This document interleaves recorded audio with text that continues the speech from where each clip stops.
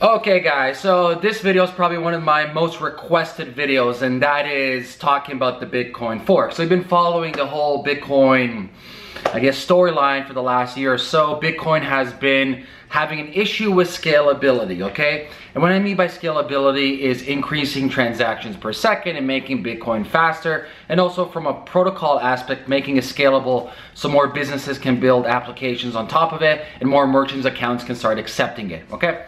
So let me kind of paint the scenario exactly what's happening. If you're not too privy within the space itself, one may not know exactly what's going on, okay? So let's paint the picture. Right now, Bitcoin is having a technological issue, and that's not an issue with the technology itself, it's more or less a political issue. So if you remember my last video, I was talking about Ethereum versus Ethereum Classic, that one split from the original. This might be the case scenario for Bitcoin itself, but Bitcoin's a little bit different, and I explain why.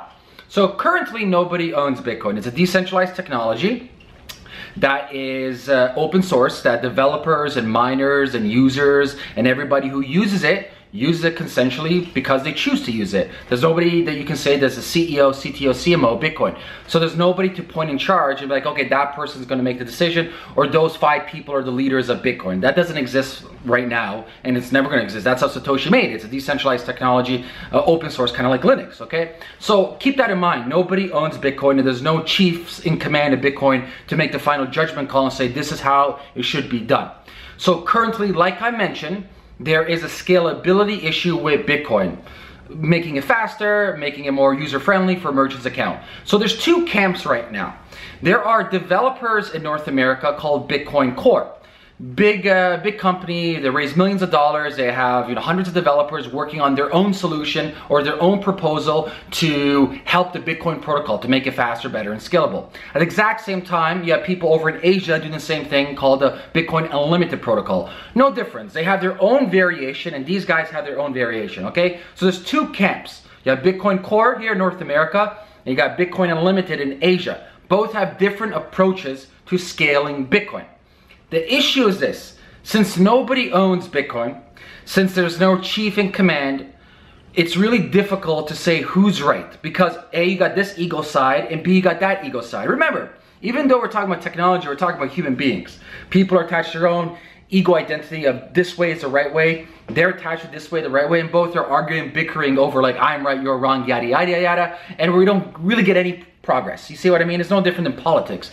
Liberals, Democrats, blah blah blah blah, okay? We're at that stage right now. We got Group A, North America, Group B in Asia, bumping heads and pulling dirty little political tricks and all this media mumbo jumbo, both ends. It's quite standard politics, let me put it that way, okay?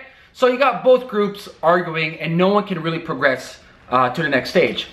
See, because Bitcoin is a decentralized technology, there's different layers, and there's different people involved to say we all accept this new proposal. So you have miners, you have developers, and they work together. And then obviously you have end users, so merchants and us, people who buy into Bitcoin, whether that through speculation or just as an investment or as using it from a day-to-day basis. So you got miners, you got big miners in Asia, which is the majority of them. You got developers in North America, which is the majority of them. And you got a small amount of developers, which is part of the Bitcoin Unlimited, which is Asia.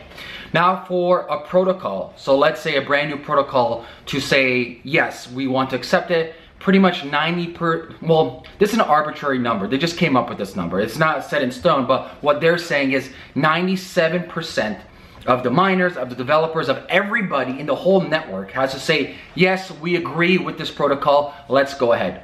97% is a very difficult number to get to, and I don't think so it's ever going to get to that number. So you have this camp trying to propose their idea, and that camp trying to propose their idea, and both are not getting to 97%, okay? Let's pause there. So let's now talk about what Camp A is proposing and what Camp B is proposing. Camp A, which is the developers here in North America, which Core, they're proposing kind of sidechain solutions called SegWit.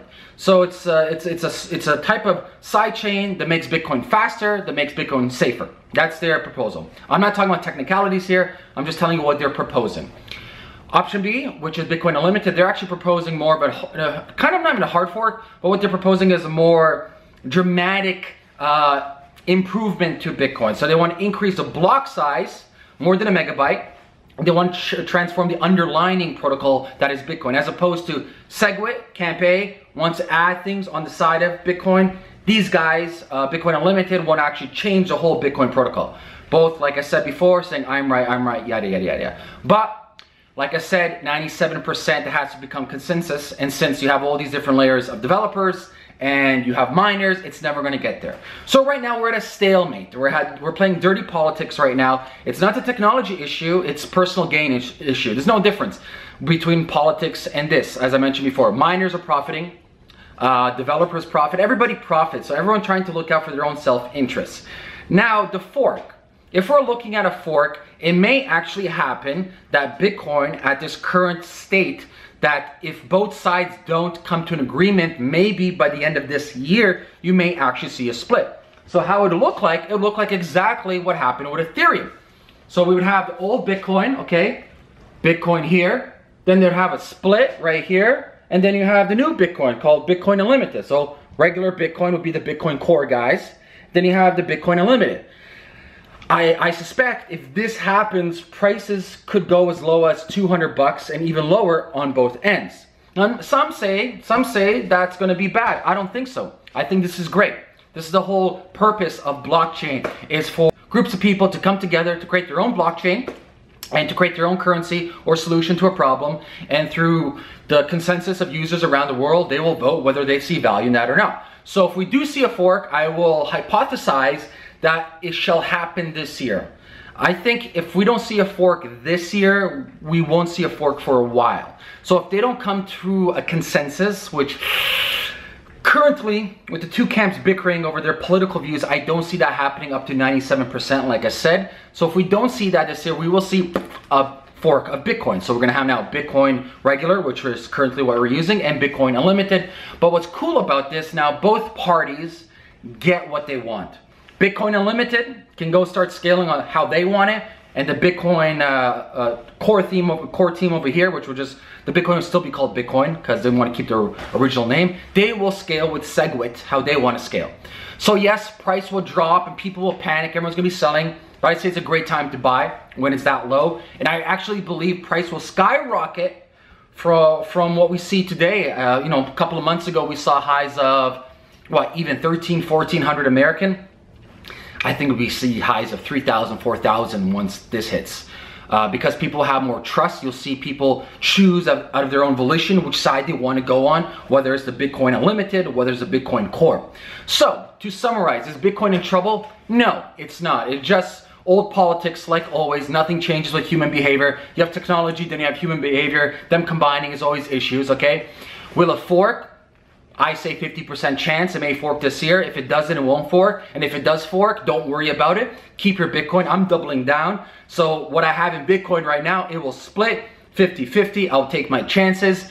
And the best of luck to both parties and teams. I will still be using Bitcoin. I will still be paying my freelancers in Bitcoin. So yeah, there you have it. That's the current situation with the Bitcoin fork. I wouldn't worry about it. Now, if you're looking to currently invest in Bitcoin, I still say invest. I think it's still a low price. I think it's great. You're not gonna be making millions of dollars. People are looking for this like fear of missing out. Understand what you're investing in. Put 500 bucks in, buy 500 bucks of Bitcoin, and if a fork does happen down the road, you got 250 in Bitcoin and 250 in Bitcoin Unlimited. That's it. Okay, that's my thoughts on the whole Bitcoin fork issue. Like always, leave me your Bitcoin/Ethereum address below with the suggestion for the next video, and share this video and like this video, and I'll talk to you soon. Peace!